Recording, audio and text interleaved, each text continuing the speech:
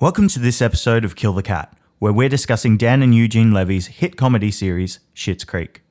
In this episode, we're breaking down how the show ditches cliche and outdated tropes to provide original, wholesome comedy. Spoilers ahead for all seasons of the show, so if you haven't watched it yet, go do that first. But otherwise, enjoy the episode.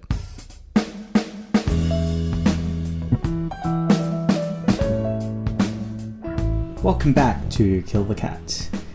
Today we are talking about Schitt's Creek, a wonderful sitcom that finished up last year, and it's been a bit of a favourite for me and Kat, and so we figured we'd talk about it. One of the things that this show does that is a little bit different to most other sitcoms is that it's actually quite wholesome in its comedy. So we wanted to talk about how do you do wholesome comedy that is still becoming a bit more popular in modern days. Yeah, I feel like Schitt's Creek sort of crept up on the social conscience as a whole. It cleaned up at the Emmys last year. I really think that's what did it. It took away Outstanding Comedy Series and also all 4 acting awards. It was honestly like a show I hadn't heard of until last year, and suddenly everyone was talking about it. And it's had 6 seasons. It's been on Netflix for a while, but it started off small and has just gained this huge following. And we think that's in part because it is so wholesome. Yeah. And it is lovely to go and sit and watch for a while. And very rewatchable. Yeah, it's very good. Like, chuck it on in the background as you're kind of going about your day. You can kind of jump in anywhere once you've sort of got an idea of the series. So we're in a really interesting age for sitcoms now, situational comedies.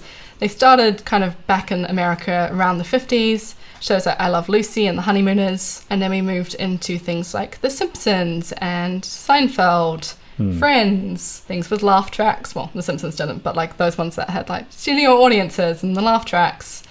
And then we moved away from that, and now we're in like The Office and Parks and Rec and Brooklyn Nine-Nine and Schitt's Creek. Yeah. So there's an episode of BoJack Horseman, also a sitcom, talking about a sitcom called Horsing Around. And one of the things BoJack says about sitcoms is that you can never have a happy ending because there always has to be more show. And for a long time, that's what sitcoms were.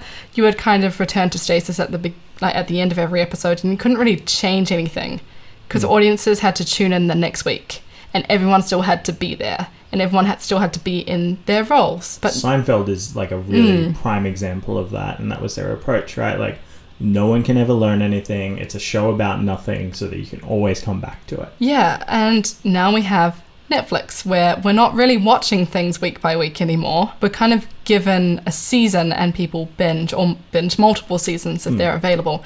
And that's really changed how we look at sitcoms and comedy in general. Yeah, and I think like the way things are written now has had to change. Like if you look at any modern sitcoms like that have come out in, I think, the Netflix era, so things like Good Place, Brooklyn Nine-Nine, they are starting to have these more like immersive character dynamics and better overarching like narratives and story arcs that are going on throughout them. So Schitt's Creek is so funny, but it's a very different and more subtle kind of comedy. Both of us thought about Arrested Development as a sort of foil to this. Yeah. So Roses versus the Bluth.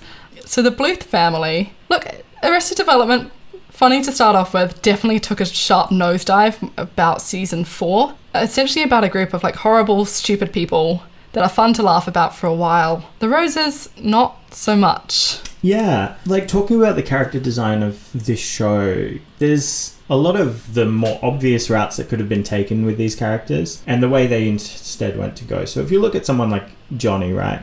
So Johnny is someone who had built Rose Video sort of from the ground up.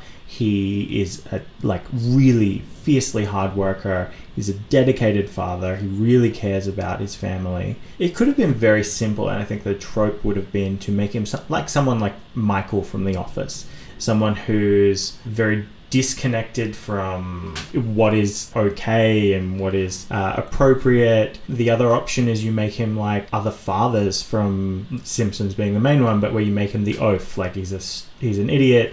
and the wife has to end up basically looking after an extra child, which I think is just a really unhealthy narrative that we've had for men. Ditch the nagging wife. I'm so happy that Moira is not a nagging wife. No. It's so nice to get out from under that trope. Like, the other one that comes to mind is like Rick and Morty, which is Beth, who is like forced into that role. Yeah. And is secretly a psychopath and maybe a clone. Yeah. Anyway, we're not talking about Rick and Morty. No, but... we're talking about Schitt's Creek. But Jerry in that, again, is the, like, bumbling man who can't do anything. So that's the usual dynamic, and they just steer way clear of that. Instead, you've got the two of them are madly in love. They're so in love, it's so sweet. Yeah, their marriage is really healthy. They're not bickering all the time. Instead, they're always supporting each other. They're really attracted to each other, which I thought was lovely and really not something you get to see from older characters a lot. Yeah. I think at one point Johnny mentions that they've spent 8 days is the longest they've gone without seeing each other. Yeah. There's even like a plot line where Moira finds love letters she thinks another woman wrote to Johnny and he kept them, and it turns out they were from her and she was just too like sleep deprived to remember that she wrote them. Yeah, just two people like really dedicated to each other, and you can tell they've put a lot of work into that relationship. I mean, Moira actually could have been something like Lucille. Yeah, I think that's the very obvious route to take of a woman very like worried about aging and like kind of horrible and insensitive. Yeah. And like, I'm from high society, don't talk to me peasants. Like, yes. David could have been the character who is too gay to function, to quote Mean Girls. Who can't relate to anyone else. And you know, there's stuff around him being bullied in his backstory. I think one of the really intelligent decisions they made was to make the children adults. I actually wondered if that would have happened if like it hadn't been like Dan and Eugene Levy writing it for themselves. Because I feel like the more obvious route to take here is like the teenagers. Yeah. But I love that like both kids were in the 30s. Alexis is like 28 or something. Alexis is 27, I believe. 27. Yeah, and David 31, 32. Yeah. At one point doesn't he say like, that's basically 28 or something like that. Yeah, two adult kids that are still like dependent on their parents. So David really could have been like a joke character, which is obviously like a very problematic stereotype for queer characters. But one of my favorite things they did for David is he goes on about having good taste. He does genuinely have good taste. And this is proved. Like, he rescues the Blouse Barn. He starts his own business. Yeah. Whether or not you like sweaters is up to you. Yeah. Or fancy things, you know. He really loves sweaters. He does. And then we have, I think, might be the most, like, interesting character design of the main four, which is Alexis. Yeah. I mean, it would have been really easy here to have her play the dumb blonde, right? Like, who is just a spoiled brat and doesn't really know anything. So that's who she is in the beginning, but you actually get the sense of like she has been conditioned to act that way in order to fit in. Like, that's her expectations. She plays damsel in distress. That's probably what like the men in like her class want her to be. And I said like she could have been like foils, that she's not like Lindsay Bluth again from Arrested Development or like Kelly Kapoor from The Office. And then if anyone remembers The Sweet Life of Zack and Cody, good old London Tipton. But she's not. She's very intelligent and very capable. She just hasn't had a chance to show that. And it shows, we get senses of that when we hear kidnapping like... stories. Yes. And it's one of an entire prequel, which is just Alexis escaping various like hostage situations. Movie, yeah. But with Alexis instead. Oh, I'd watch that. I think another important character choice they've made is... like how they've handled secondary characters as well is really important. Like, many of them are foils for the main characters, but they're actually given story arcs and kind of get to go on their own journeys that are sort of just as poignant and just as important. In terms of the foils, you've got, you know, Johnny and Roland. Comparing the two, you know, Roland's someone who's got a lot of power because he's the mayor, but he's got a terrible work ethic and is very unaware of what people think about how he's acting, which is in direct contrast to, you know, the hardworking Johnny who has no power right now, who's had everything stripped away and is trying to rebuild himself. But there's actually traits of Roland's that Johnny needs to pick up.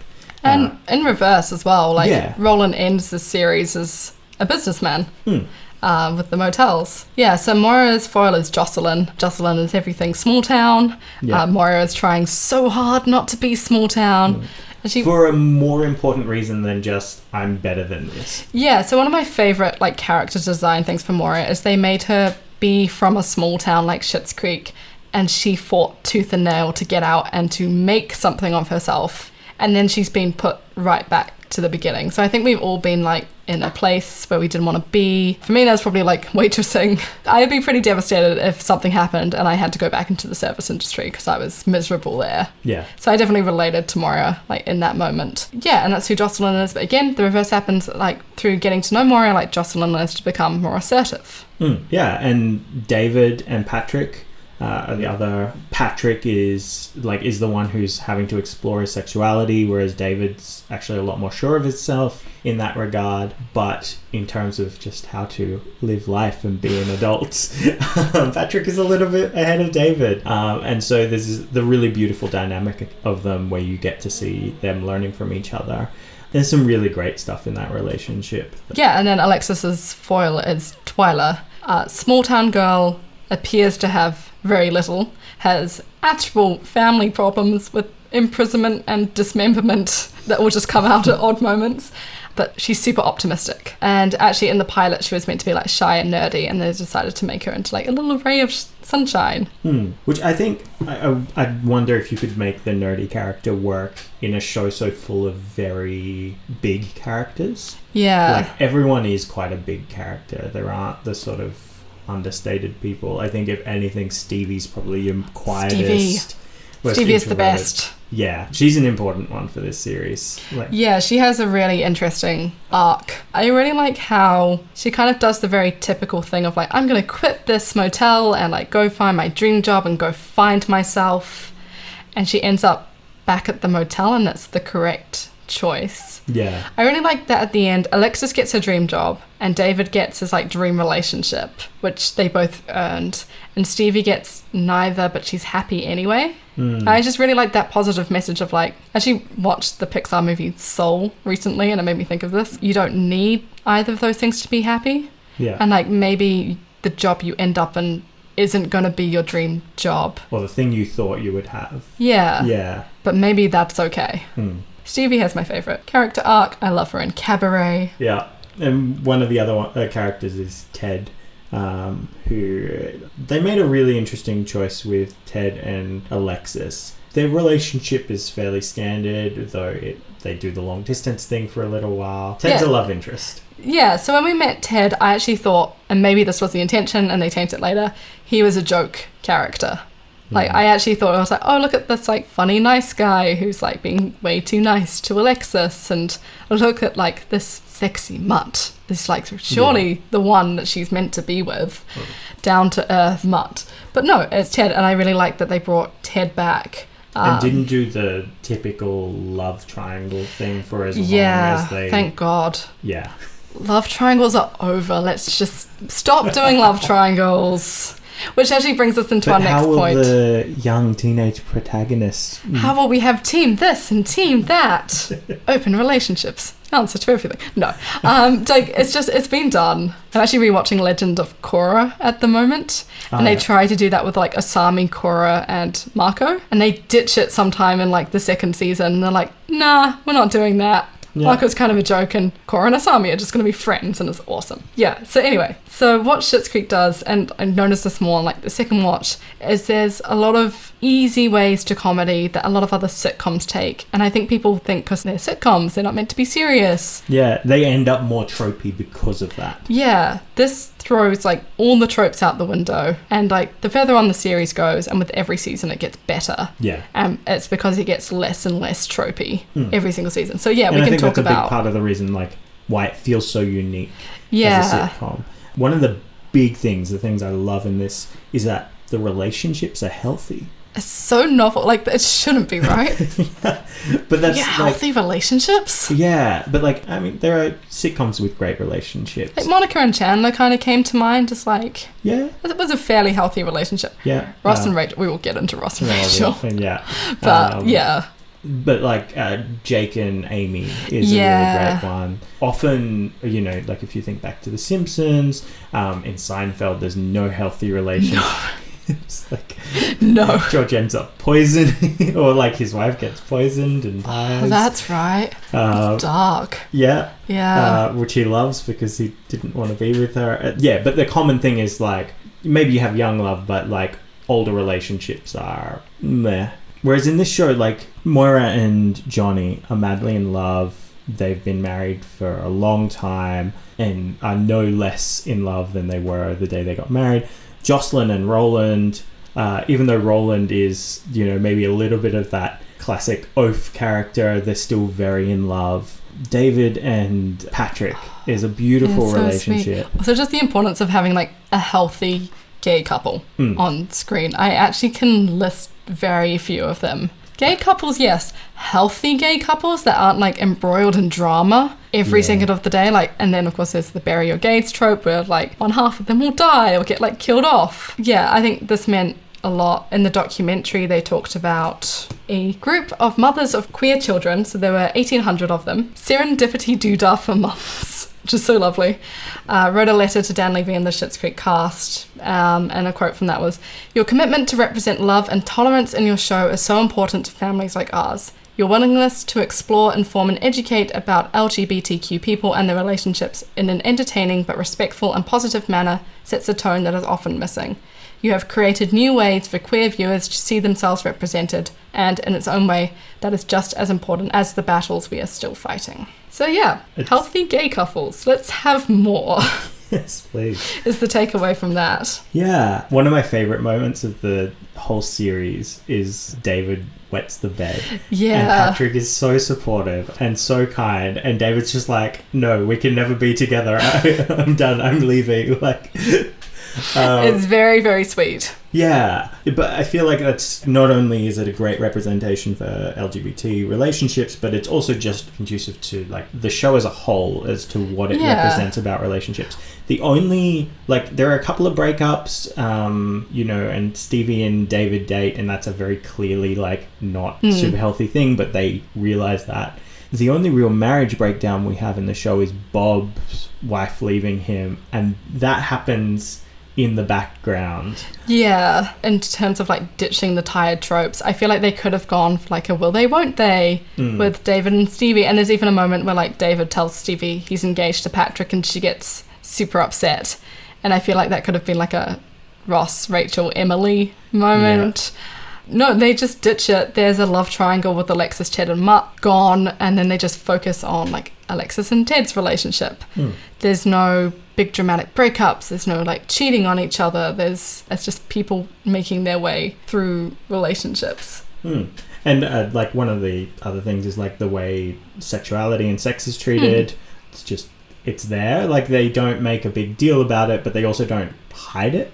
Like Johnny and Moira have an active sex life. There's a great thing early on where they're just David walks in on them in the morning and he's like, oh my god, and Johnny's just like, I will not be made to feel guilty for loving my wife. And he's like, you should feel guilty for trying that position at 8:30 in the morning, you know. And then there's stuff around like non-traditional, like non-monogamous, like stuff like threesomes and open relationships are explored without this sort of weirdness that I just feel like that stuff has always been like the butt of the joke for so long. So there's a situation where like David and Patrick kind of get offered, they think they're being offered a threesome. And I feel like the usual comedic route would be like one partner does and one partner like doesn't, and does the other one really love that one if they want to have a three-way?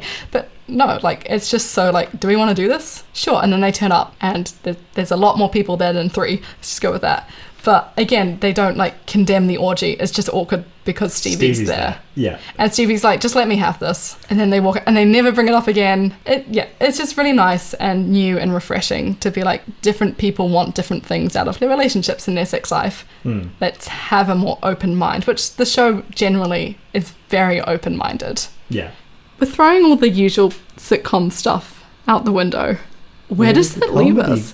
Why is this show so funny? So my first note was that the comedy isn't in people's flaws, but actually it's in the people's attempts to be good. One of the things I love about the show is that the Roses aren't selfish, terrible people. Like, you look at like Arrested Development, and that's where they find their humor from. But instead, they're trying to be good people and they want to fit in. They're just not always great at that. And so we get to laugh at the sort of silly moments of people trying to fit in, which is something that we all can relate to, right? And we've all been in situations where we've been the awkward one, and so we can laugh at that. But, you know, things like Alexis auditioning for the musical, singing... That's my favourite moment in the entirety of the show, is a little bit Alexis. By the way, there is also now a music video that they made, and it's the best. It's just a great... La, la, la, la, la, la. Little bit Alexis. Comes out of nowhere. Yeah. So these sort of faux pas, you know, Johnny is probably one of the biggest ones for this. He'll be in a situation where he's trying to be understanding or helpful, but he's just making things a bit worse. He has that, like, very dad thing of, like, yep, I'm in the right. Yeah. No way, I'm wrong. Like, when the poison oak comes, and he's so sure it's the moisturizer. Yeah. Oh, when he buys Stevie the makeup. Just, again, a very, like, dad thing. Hi, Dad, if you're listening. But, like, just that thing of, a young lady, makeup, good choice, here. He does the same to David when he was, like, 13. He's like, young man, basketball court, sure. And it's just like the worst presents to ever get Stevie and David. And like, but good intentions. Yeah, totally, right? Like, it's not that he's stupid or anything like that, which is kind of the way it can normally be treated. It's that he's genuinely trying and genuinely loves these people, like Stevie and his kids, but just is a bit ignorant. Or like blissful, like just naive, maybe. Naive, a little bit. Yeah. One of the other ways that the comedy comes from in this show is the characters do grow and change. But that's very slow. And so there's sort of this trend where they'll have a lesson learned and then they'll kind of undo it a bit. Yeah, right at the it's end. and it always ends on a laugh. It's not the usual, like, you know, sitcom moment at the end where, like, they do the big lesson. Usually more like family orientated ones. So yeah, so they have, like, the big moment of, like, this was the lesson of the episode, and then they'll have a joke that undoes it. Yeah. Just right at the end. Yeah, just as, like, your closer for the episode. So you laugh and then you get the credits. So, key example of this. There is an episode where Moira wants to find nudes of herself on the internet. So instead of the usual, like, oh no, there's nudes of me on the internet, it's... There are definitely nudes of me on the internet. I am a famous, important person, and someone's leaked my nudes. Oh, no!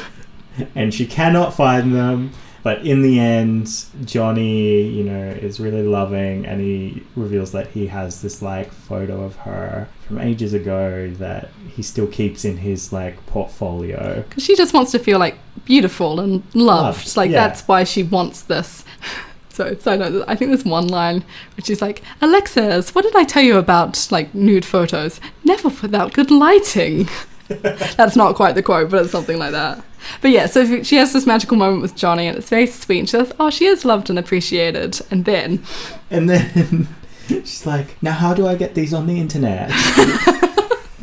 Cut to black. Like, Oh, there's, like, a smaller one. David and Stevie go out to a bar, and Alexis is like, I'm going to have a night to myself, like, in my room. And she cleans up her room. And, like, David comes back, and he sees, like, Alexis has cleaned their bedroom. It's like, oh, she had, like, a night and, like, kind of got herself together. And then he goes to, like, look under her bed where she shoved all the stuff. He's like, leave it, David! And then we cut to black. Yeah, so changes, but not hugely. I feel like it stops being corny that way. Yeah. That we never usually end on, like, the big lesson moment. It kind of keeps things more grounded. Like, it's never trying to be like, oh, look how great these people... Like, it's... I think when you go that corny, like, moral lesson learned sort of thing, you can take it out of reality a little bit, and grounding it just kind of keeps us back there and go, they're learning something, but they're learning slowly. Very slow. And they remain themselves. They become better versions of themselves. But they are themselves. Yes. Yeah. Johnny doesn't give up business. Moira doesn't give up her wigs. And this is one of the other points, like, there's actually something in just the characters themselves that is innately funny. Catherine O'Hara doing that accent and all her wigs that she brought into the show. Catherine O'Hara, suggested herself. Like, That's just never going to not be funny. Bebe. The bebe. Where's the bebe? Or Alexis saying, David, hello, David. And all her hand gestures. Yes. Things like that are innately funny, right? They invite us to just laugh at the characters. I think just putting people who are just a little bit too big in a small setting doesn't need to be overdone. I think we've definitely seen that overdone. I think it works in Schitt's Creek because it is like a heightened version of reality. It's still a comedy. Everyone is kind of a big character. Yeah. Even the really minor characters like Ray and Bob. Yeah. One of the things I love, Bob has this little like run thing he does into every scene. Oh, that's amazing. So yeah, Bob has this little run he does. You know, Roland's obviously a big character, and Jocelyn. You know, Twyla's this quirky character. Like, everyone is heightened. Yes. And so we're allowed to laugh at. Except Ronnie. I feel like Ronnie is the one sane person in the entire town.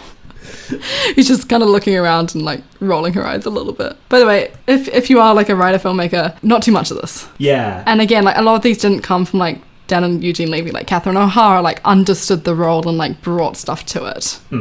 Not every character has to have like a massively silly accent and like big movements. It's also hard because if you bring it in as a writer, you become limited in if your actor can perform it. Yeah. If you can write a character that the actor can bring something on top of that can make it funnier and elevate the character, brilliant.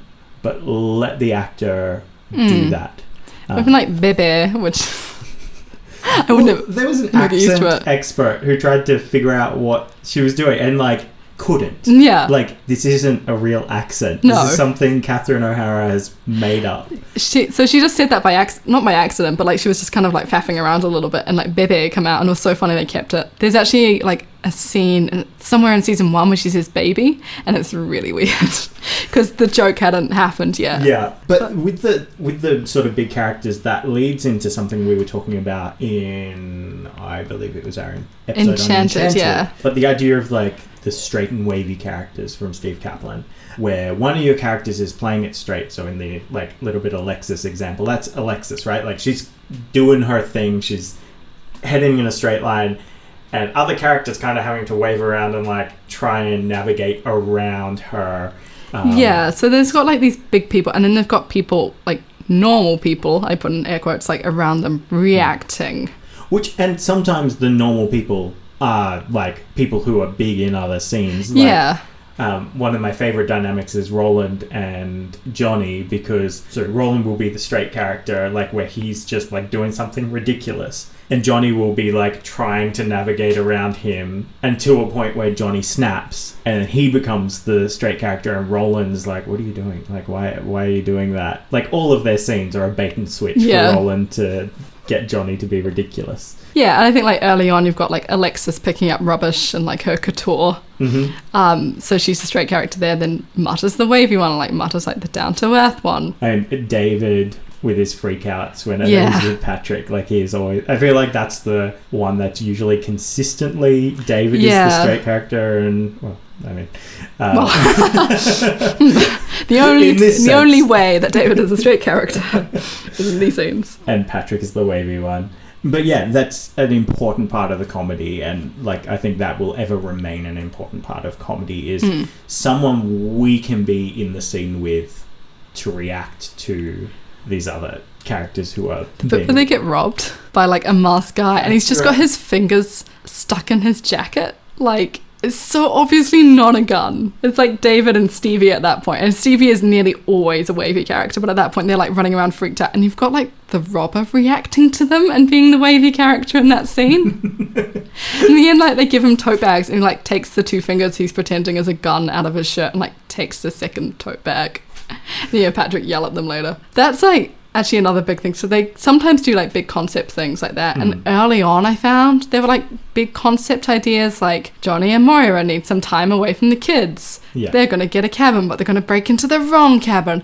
And then I found as the season's been on, they ditched those kinds of storylines. And it literally just became like David and Patrick run a store. Alexis goes to college. Yeah. Smaller stories with characters we know and can just... We're really rooting for those characters. We want them to change because we could see they would be happier if they changed. And again, I think that's a thing of like the change feels natural and attainable because they're not terrible characters to start out with, right? Like, they're good people who've just existed in a very particular world. They still want to be good people. They want to be part of a community. They want to, be liked and all those normal people things. And it's never boring.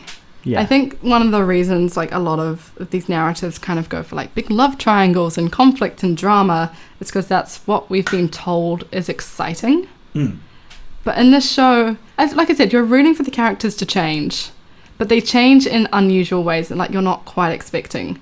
One of my favorite things that like Moira does is that I think her obvious character arc would be to leave, the television life behind her and move on and just like the small town and accept her roots. But that's not what she does. Like, she's in The Crows 3, The Croning. I think they don't even call it that. They just call it The Crows movie, which is like a terrible like Birdemic style B movie. Yeah. And she takes the script and says, nope, I'm going to improve this. I'm going to commit to my character. Yeah. I'm going to make the most of what I can with it, which is then reminiscent of the whole theme of the show, right? Like, each of the characters learns to make the most of what they have when they have nothing. Yeah, and it's not accepting it. I think the usual, like, kind of through line for these stories is you get taken away from, like, all the materialism and thrust into, like, a small town. And you didn't need it, and like you Groundhog don't want Day, it this anymore. happens. You just need the people you love in this little small town. And I like how Schitt's Creek says, yes, those things are important, but you're allowed to strive for more. Does David need to like open himself up and have a relationship? Yes, he's also allowed to like have this business. Yeah. I like how Johnny eventually sees value in the motel. And turns it into like a chain. It's not just, we will live in Schitt's Creek forever. And then 3/4 of the family leaves the town at the end to return to what we think might be quite affluent lives, just better people. And David gets to stay in his house. I really love that scene on like the car hood with Stevie. That's such a beautiful scene. It's the most like relatable moment in the show where David still wants to go to New York because he still wants to impress the people in New York, and like, I'm not a joke, I get to win. I think we all have those people who like probably don't think about us, probably high school people, let's be honest, and just like, if I could just show them that I won, and then Steve was like, David, like, you won. You will cry in this show. All the best comedies make you cry. They should. They trick you. They lure you in with like the false sense of laughing. Yes, and then they break your heart. Yeah. Well, why don't we talk about some quick takeaways? And yes. I think my biggest takeaway from this was finding more intelligent ways to tell stories. Every story has already been told, and we know that, and there's nothing really new about like the down on their luck rich people story. But Dan Levy said, I'd seen the rich people lose their money concept played out in sitcoms, but I'd never seen it articulated through a slightly more sophisticated comedic lens. It's kind of that old like writing exercise where you write down your first 10 ideas and then you scrap them and then you write 10 more, and there'll probably be something more interesting in the second set. Big moments of drama don't have to be big fights or big relationships or who's going to end up with whom. It can be just ordinary everyday life, and I think that comes from, again, having people act a little crazy and people react to them, and just, don't be boring. Do the unexpected would be my thing for Schitt's Creek. Yeah. I think for me, the importance of having foil characters, characters who can play off each other and, impart their strengths and weaknesses to each other. In terms of making things wholesome, it's just, I think there's a sense of you need to be aware of, not to be preachy, but like, what are some of the problematic areas and how can we move on from them? Like I've been rewatching Friends, and there's so many things where I'm just like, oh my God. I didn't talk about Ross and Rachel. Can I jump in there real quick? Yeah. All right. Okay. Prime example of this. Sorry, Ross and Rachel stands. That is a terrible ending for those characters. Just the fact that Rachel gets her dream job in Paris and Ross says, no, don't go, be with me, and she does. And Alexis and Ted, like, compare that to, there's no dramatic run to the airport, there's no I got off the plane. It's they sit down at a restaurant, talk it out, realize that they're getting in each other's way, say I love you, and part ways. And like, that's the more interesting scene. It's the more healthy relationship. Yeah, it feels like the better ending. It feels new, it feels fresh. We haven't really seen that before, and it feels more real because it is. Yeah, and so I think there's an element where we need to be willing to look at tropes and go, how can we elevate this? How can we make this better? You know, how can we not buy into some of the things that comedies have told us about marriage and, you know, the role of fathers and husbands and wives and what is happiness? And also go watch Soul because it has a similar thing. But like, what is happiness? What is life? What does it mean to like live a good life? I think that's really changing. The Good Place is literally all about that. Yeah. Example of that. Yeah, it's a matter of being reflective on what you're writing about. I think there's nothing wrong with writing tropes and, you know, using established story arcs and archetypes and that kind of thing, but there are ways out there to elevate them. And this show proves that. And so I think, keeping an eye out for those is really important in making wholesome comedy. Yeah. Sometimes you get to write the world you want it to be, not it doesn't always have to be the world that it is. And I think that's what Schitt's Creek is. It's the world as we'd like it to be. And I think that's why we find such like comfort and joy in returning to it again and again. Yeah. That was our episode on Schitt's Creek and how to create wholesome comedy. If you liked the episode and want to hear more, make sure to hit the subscribe button and click the bell to receive notifications. We have upcoming episodes on films and TV shows such as Middleditch and Schwartz, The Good Place, and The Matrix. Thanks for listening. Until next time, this has been Kill the Cat.